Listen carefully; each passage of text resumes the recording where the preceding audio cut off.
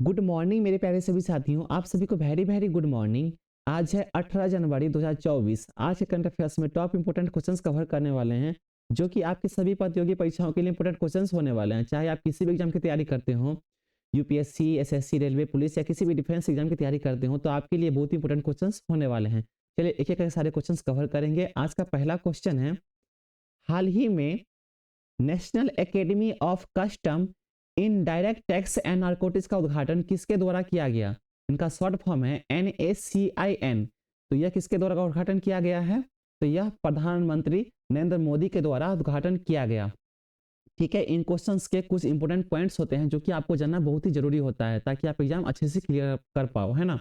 इनके कुछ तथ्य हैं, इनके कुछ पॉइंट्स हैं जो कि आप जान लीजिए। पहला पॉइंट है इसमें, 16 जनवरी को प्रधानमंत्री नरेंद्र मोदी के द्वारा national academy of custom in direct tax and narcotics के नए परिसर का उद्घाटन किए हैं। ठीक है, यानी कि NACIN का उद्घाटन नरेंद्र मोदी के द्वारा किया गया है। कब किया गया? तो यह 16 जनवरी को किया गया है। ठीक है, सेकेंड पॉइंट है, आंध्र प्रदेश के पराग समुद्र में बना है NACIN इंस्टीट्यूट। यह IRS अधिकारियों को ट्रेनिंग देगा। जिस तरह से IAS अधिकारियों को ट्रेनिंग दिया जाता है, जिस तरह से IPS अधिकारियों को ट्रेनिंग दिया जाता है, उसी तरह IAS अधिकारियों को ट्रेनिंग के लिए एक इंस्टीट्यूट खोला गया है जिसका नाम है NACIN। ठीक है, यह कहाँ पे है? तो यह आंध्र प्रदेश के पराग समुद्र में बना है।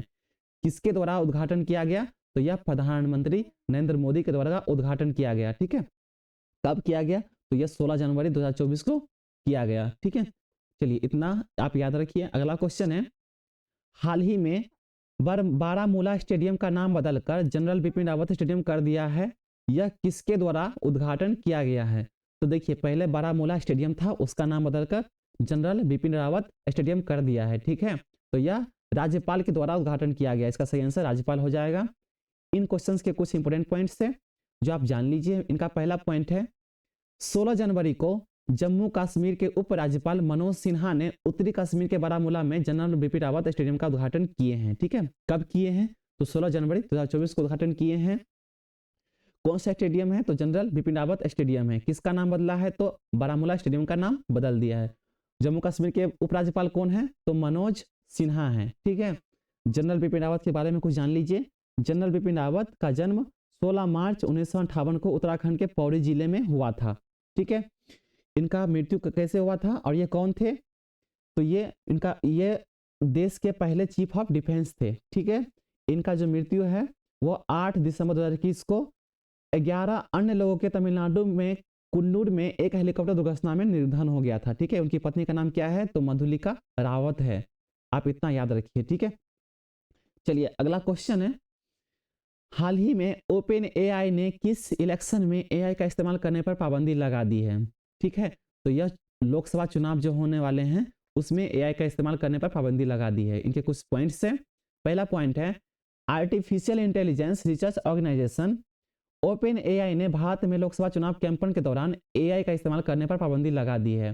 ठीक है, इसी साल 2024 में करीब 63 देशों में पार्लियामेंट इलेक्शन होने वाले हैं। ठीक है, तो आप इतना याद रखिए। ओपन AI एक ऐसा वेबसाइट है, ये एक ऐसा सॉफ्टवेयर है जो कि खुद ही सब कुछ समझ लेता है, खुद ही सब कुछ पढ़ लेता है। ठीक है, ये नया नया अभी आया है AI, आर्टिफिशियल इंटेलिजेंस। ठीक है, तो ये लोकसभा चुनाव को पाबंदी लगा दी है AI का इस्तेमाल करने पर। ठीक है, ताकि उनका जो डेटा उठा है चोरी वोरी ना हो जाए। AI का इस्तेमाल बहुत जगह किया जाता है, बहुत अच्छी लेवल पे किया जाता है। ठीक है, चलिए इतना याद रखिए। अगला क्वेश्चन है, हाल ही में मिस अमेरिका ब्यूटी पीजेंट 2024 का किसने जीता है? ठीक है, तो हाल ही में मिस अमेरिका ब्यूटी पीजेंट 2024 किसने जीता है? तो यह मेडिसन मार्स ने जीता है। ठीक है, ब्यूटी प्रेजेंट हुई थी वहां पे अमेरिका में, तो वो मेडिसन मार्स के द्वारा जीत लिया गया है। इनके कुछ पॉइंट्स है। ठीक है, पहला पॉइंट है, अमेरिका के ऑरलैंडो फ्लोरिडा में मिस अमेरिका ब्यूटी प्रेजेंट 2024 का आयोजन किया गया था।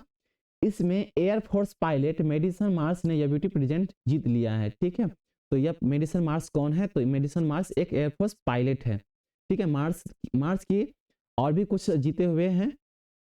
तो मार्च साल 2023 में अमेरिकी वायुसेना अधिकारियों के रूप में नियुक्त हुई थी। ठीक है, मार्स ने इससे पहले मिस कोलोराडो का खिताब भी जीता था। ठीक है, तो अभी ये ब्यूटी पेजेंट जीती है, इससे पहले मिस कोलोराडो का भी खिताब जीता था। किसने जीता है? तो मेडिसन मार्स ने जीता है। चलिए इतना याद रखिए। अगला क्वेश्चन है, हाल ही में किस क्रिकेटर ने T20 इंटरनेशनल क्रिकेट में 5वां शतक लगाया है? देखिए T20 में बहुत ही कम लोग शतक लगाए हैं, लेकिन जो 5वां शतक लगा दिए हैं उसका नाम है रोहित शर्मा, यानी कि भारत के कप्तान रोहित शर्मा के द्वारा 5वां शतक लगा दिए हैं। ठीक है, इनके कुछ पॉइंट्स है जो कि भारतीय स्टेडियम क्रिकेट टीम के कप्तान रोहित शर्मा ने बेंगलुरु के AM चिन्ना स्वामी स्टेडियम में T20 इंटरनेशनल क्रिकेट में 5वां शतक लगाया है। तो बेंगलुरु में कौन सा स्टेडियम है? तो चिन्ना स्वामी स्टेडियम है। ठीक है, उन्होंने 5वां शतक लगा दिया है T20 इंटरनेशनल क्रिकेट में। सही आंसर इसका रोहित शर्मा हो जाएगा, इतना याद रखिए। अगला क्वेश्चन है, हाल ही में निसान मोटर इंडिया ने कंपनी के डिप्टी मैनेजिंग डायरेक्टर के पद पर किसे नियुक्त किया है? तो देखिए निसान मोटर इंडिया ने पहला अपना सेकंड अपना डिप्टी मैनेजिंग डायरेक्टर चुने हैं।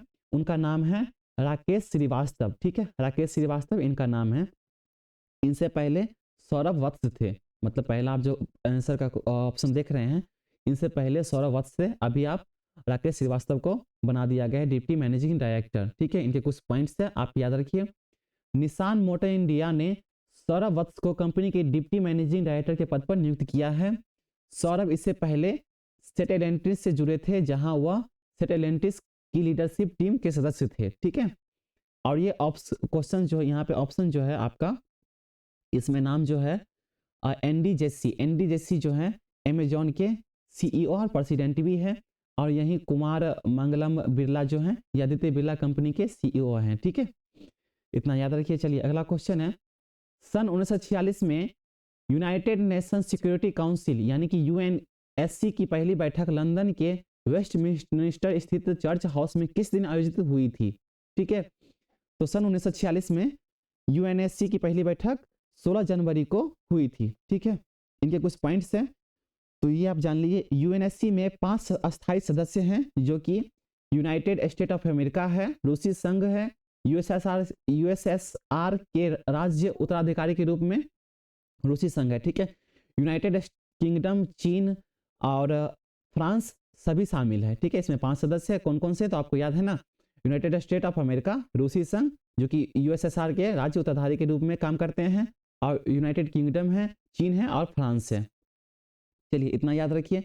अगला क्वेश्चन है, हाल ही में पाकिस्तान ने किस देश के एम्बेसडर को निकाला है? तो हाल ही में पाकिस्तान ने ईरान देश के एम्बेसडर को निकाल दिया है। ठीक है, उनकी कुछ नोकझोंक हुई थी, इसलिए वो ईरान के एम्बेसडर को निकाल दिए हैं। चलिए अगला क्वेश्चन है, हाल ही में bureau of civil aviation security ने किस कंपनी पर 1.20 करोड़ रुपए का जुर्माना लगाया है? देखिए BCAS एक सिक्योरिटी कंपनी है, जो कि जो भी एयरलाइंस होते हैं ना, एयरपोर्ट्स वगैरह, उन पे वो जुर्माना लगाते हैं। ठीक है, उनको कोई गलती करते हैं तो जुर्माना लगा देते हैं। तो ये जो है इंडिगो कंपनी पर जुर्माना लगा दिए हैं। अब ये क्यों लगाए हैं ये आप जान लीजिए, क्योंकि दिल्ली से गोवा जाने वाली जो फ्लाइट थी इंडिगो, वो मुंबई एयरपोर्ट पे रुक गई, और मुंबई एयरपोर्ट पे रुकने के बाद वो एयरपोर्ट के आजू बाजू लोग, जो जितने लोग बैठे थे, वो आजू बाजू एयरपोर्ट के रुकने के उतरने के बाद, मतलब इंडिगो फ्लाइट से उतरने के बाद वो आजू बाजू बैठ के खाना पीना खाने लगे। ठीक है, इसके लिए उस पर 120 करोड़ रुपए का जुर्माना लगा दिए हैं। ठीक है, उनको लगा था कि पिकनिक पे हम आए हैं तो कहीं भी लगा देंगे, जैसे कि हम और आप पिकनिक पे जाते हैं बस करके या ट्रेन से, तो हम किसी भी स्टेशन पे या किसी भी जगह पे बस के द्वारा रोक दिए जाते हैं और अपना अपना काम करते हैं। खैर जाने दीजिए। तो यहाँ पे इंडिगो को 1.20 करोड़ रुपए का जुर्माना लगा दिए हैं। ठीक है, इनके कुछ पॉइंट्स है वो आप जान लीजिए।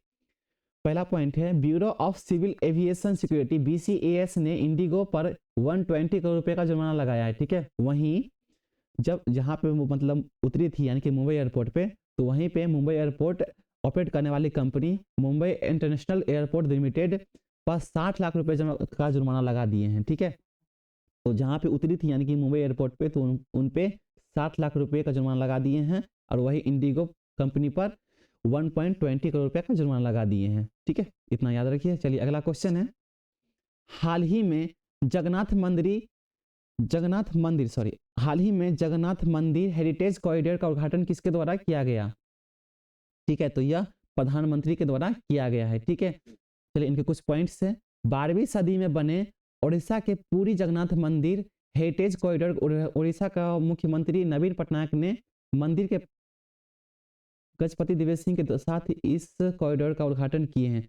सॉरी, ये इनका जो आंसर है ये मुख्यमंत्री हो जाएगा, इसमें थर्ड आंसर दिया गया है तो ये इग्नोर कीजिएगा। ठीक है, ये मुख्यमंत्री के द्वारा किया गया है। उड़ीसा के मुख्यमंत्री कौन है? तो नवीन पटनायक है। ठीक है, चलिए अगला क्वेश्चन देखेंगे। हाल ही में किस खिलाड़ी को FIFA footballer of the year का अवार्ड मिला है? ठीक है, FIFA footballer of the year का अवार्ड लियोनल मेसी को मिला है। ठीक है, लियोनल मेसी को ये फीफा ऑफ द ईयर मिला है। ठीक है, इनके कुछ पॉइंट्स है वो आप याद रख लीजिए। फीफा अवार्ड्स 2023 अर्जेंटीना के लियोनल मेसी का फीफा का footballer of the year 2023 award मिला है। ठीक है, इनके कुछ अगला पॉइंट है। उन्होंने UEFA player of the year, बैलन डी और वर्ल्ड कप गोल्डन अवार्ड भी जीता है। ठीक है, उन्होंने पहले मतलब लियोनल मेसी ने पहले भी कुछ अवार्ड जीते हैं जिनका नाम है UEFA player of the year और बैलन डी और world cup golden ball award भी जीते हैं। और ये लियोनल मेसी जो है ये तीसरी बार शायद तीसरी बार फुटबॉलर ऑफ द ईयर का अवार्ड जीते हैं। चलिए अगला क्वेश्चन है। वर्ष 2003 में भारतीय एस्ट्रोनॉट कल्पना चावला ने नेशनल स्पेस रिसर्च ऑर्गेनाइजेशन के स्पेस सेंटर से अंतरिक्ष के लिए दूसरी बार उड़ान किस दिन भरी थी? ठीक है, यानी कि नासा से भारतीय एस्ट्रोनॉट कल्पना चावला किस दिन उड़ान भरी थी? तो यह आंसर हो जाएगा 16 जनवरी को उड़ान भरी थी। ठीक है, चलिए इनकी निधन हो गई थी कल्पना चावला को वापस लौटने के वक्त, तो बहुत ही कम एज थी उनकी, लेकिन वो उनकी निधन वापस आने वक्त नासा से और ऊपर गए थी वो अंतरिक्ष में, उसके बाद वो वापस आ रही थी तो उनकी निधन हो गई थी। ठीक है, तो 16 जनवरी को वो उड़ान भरी थी और 1 फरवरी को उनकी निधन हो गई थी। चलिए अगला क्वेश्चन है। हाल ही में नीति आयोग रिपोर्ट के अनुसार कौन सा राज्य गरीबी रेखा से बाहर तीसरे नंबर पर है? तो यह आंसर हो जाएगा मध्य प्रदेश। ठीक है, मध्य प्रदेश जो है अभी गरीबी रेखा से बाहर तीसरे नंबर पे आ चुकी है। इनके कुछ पॉइंट्स है जो कि बहुत ही जरूरी है। पहला पॉइंट है, इस रिपोर्ट के मुताबिक यानी कि नीति आयोग रिपोर्ट के मुताबिक पहले नंबर पर उत्तर प्रदेश यानी कि 5.94 करोड़ और दूसरे नंबर पर बिहार यानी कि 3.77 करोड़ है। ठीक है, और चौथे स्थान पर कौन है? तो 1.87 करोड़ के साथ आबादी के साथ राजस्थान चौथे स्थान पर है। ठीक है, नीति आयोग रिपोर्ट का ये लेखा जोखा है। चलिए अगला क्वेश्चन है। हाल ही में भारत ने अफगानिस्तान को कितने विकेट से हराया है? तो भारत ने अफगानिस्तान को 6 विकेट से हरा दिए हैं। ठीक है, सुपर ओवर हो गई थी मतलब मैच, उसके बाद फिर से सुपर ओवर खेली गई तो उसमें इंडिया जीत लिया गया और इंडिया 6 विकेट से हरा चुकी है। ठीक है, चलिए अगला क्वेश्चन है। भारत में कौन सी कंपनी का शेयर 1.5 लाख रुपए तक पहुंचकर सबसे पहले रिकॉर्ड बनाने वाली कंपनी बन गई है? देखिए शेयर मार्केट आप समझते हैं, शेयर बाजार आप समझते हैं तो आपके लिए बहुत इंपॉर्टेंट क्वेश्चंस होने वाले हैं ना। अगर आप शेयर समझते हैं तो, नहीं जानते तो कोई प्रॉब्लम ही नहीं है, फिर भी आप समझ लीजिए। किसी कंपनी का जो शेयर होता है ना, जैसे कि आदित्य बिरला, ठीक है, टाटा, जियो, ये क्या बोलते हैं मुकेश अंबानी का शेयर है, ये सब HDFC बैंक का सभी का शेयर होता है। तो यह जो है MRF कंपनी यानी कि मद्रास रबर फैक्ट्री जो कि टायर बनाती है, उस कंपनी का जो शेयर है 1.5 लाख रुपए तक पहुंच गई है और वो सबसे पहले रिकॉर्ड बना चुकी है। ठीक है, इनके कुछ पॉइंट्स है वो जान लीजिए। भारत में टायर बनाने वाली कंपनी सबसे बड़ी मल्टीनेशनल कंपनी जो है MRF यानी मद्रास रबर फैक्ट्री के शेयर्स ने इतिहास बनाया है।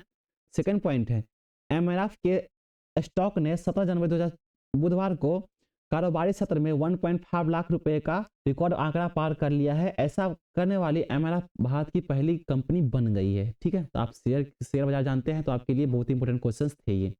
चलिए 17 जनवरी के कुछ इंपॉर्टेंट दिन हैं, कुछ महत्वपूर्ण दिन हैं वो आप याद रख लीजिए। पहला जो है, साल 2022 में प्रसिद्ध शास्त्रीय नृत्य कलाकार बिरजू महाराज का निधन हुआ था। किस दिन? तो 17 जनवरी को। ठीक है, साल 2020 में इंडियन स्पेस रिसर्च ऑर्गेनाइजेशन यानी कि इसरो ने यूरोपीय अंतरिक्ष एजेंसी से एरियन 5 रॉकेट के जरिए GSAT-30 प्रक्षेपित किया था। ठीक है, इतना याद रखिए। तीसरा पॉइंट है, साल 2009 में भारतीय ओलंपिक संघ के महासचिव रणधीर सिंह ने अपने पद से इस्तीफा दे दिया था। ठीक है, तो ये 17 जनवरी को ही दिया था। अगला पॉइंट है, साल 2007 में ऑस्ट्रेलिया के क्रिकेटर माइकल बेवन ने इंटरनेशनल क्रिकेट से संन्यास लिया था। ठीक है, अगला पॉइंट है, साल 1987 में टाटा फुटबॉल अकादमी का उद्घाटन हुआ था। ठीक है, टाटा फुटबॉल अकादमी का उद्घाटन कब हुआ था? तो 17 जनवरी 1987 को हुआ था।